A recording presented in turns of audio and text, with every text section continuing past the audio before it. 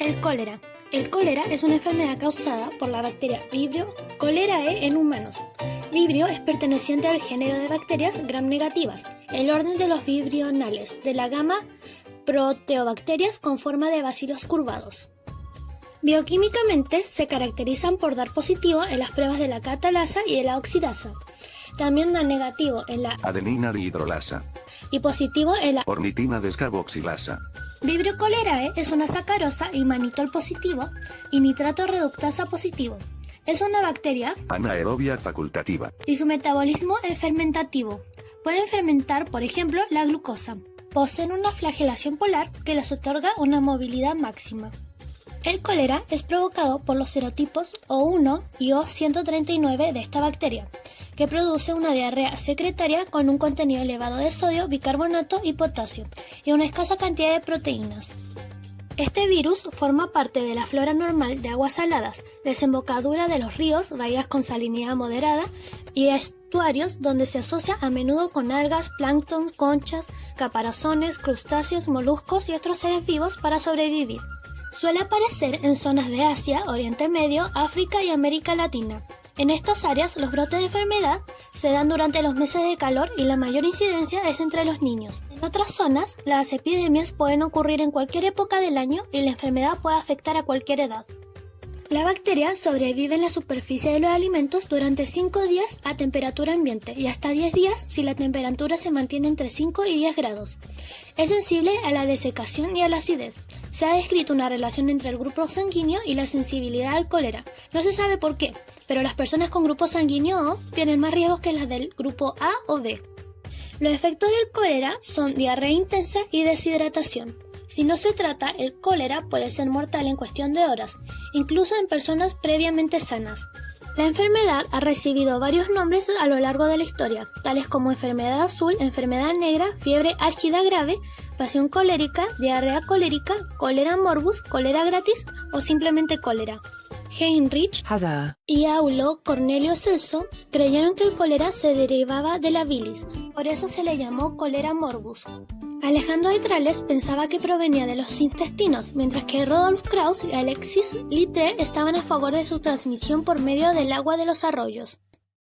Las primeras descripciones de la enfermedad se pueden ver en los escritos de Hipócrates, Galeno y Guan Xu.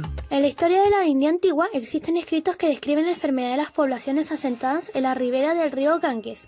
Sin embargo, no es demostrable que dichas descripciones sean producidas específicamente por el virus cholerae. La primera referencia a la historia del cólera es en India. Fue en el año 1503 cuando se describe una epidemia de cólera asiática en el ejército del soberano Cálico y posteriormente en el año 1543 en la población de la ciudad. Desde esa época hasta 1817 hay 74 reportes de brotes. Tras un periodo de receso de los brotes se inicia la primera pandemia de cólera el año 1817.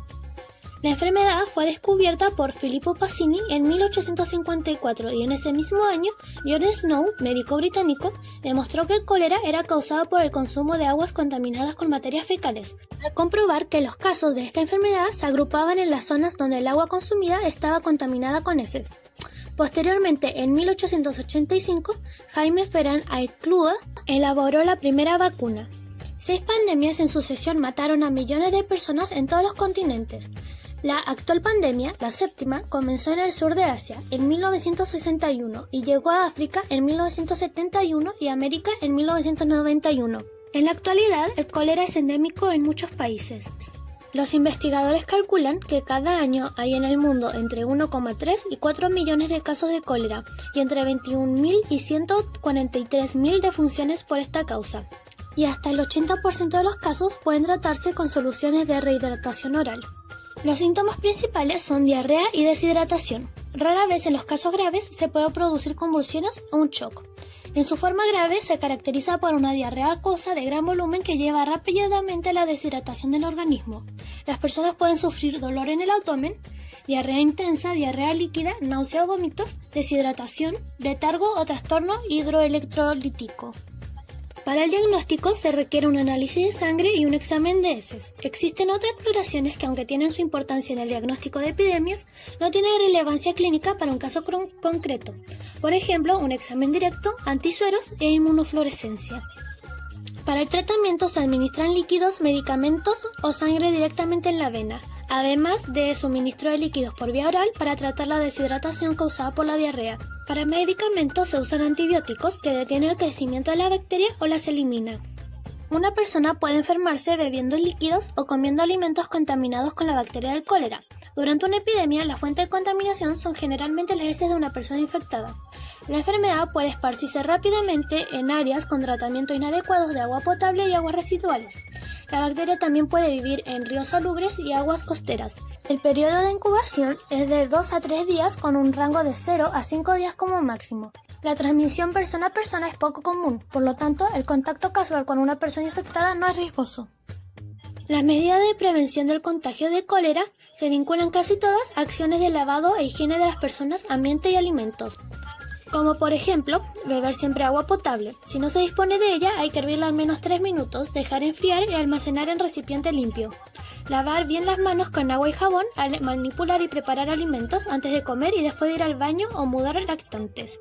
Mantener baños y cocinas limpios, limpiar y desinfectar mesones y cubiertas donde se preparan alimentos, mantener alimentos refrigerados en refrigerador limpio, manipular separadamente alimentos crudos como carne, pescados, mariscos y vegetales que crecen a ras del suelo, consumir los alimentos bien cocidos, especialmente carnes, pollos, huevos, pescado y mariscos, no consumir mayonesa casera, mantener los alimentos a temperaturas seguras, es decir, alimentos refrigerados a menos de 5 grados y platos calientes a más de 65, comer cocidas las frutas, verduras y hortalizas que crecen a ras del suelo y finalmente comprar y consumir alimentos en recintos autorizados por la Secretaría Regional Ministerial de Salud que corresponda.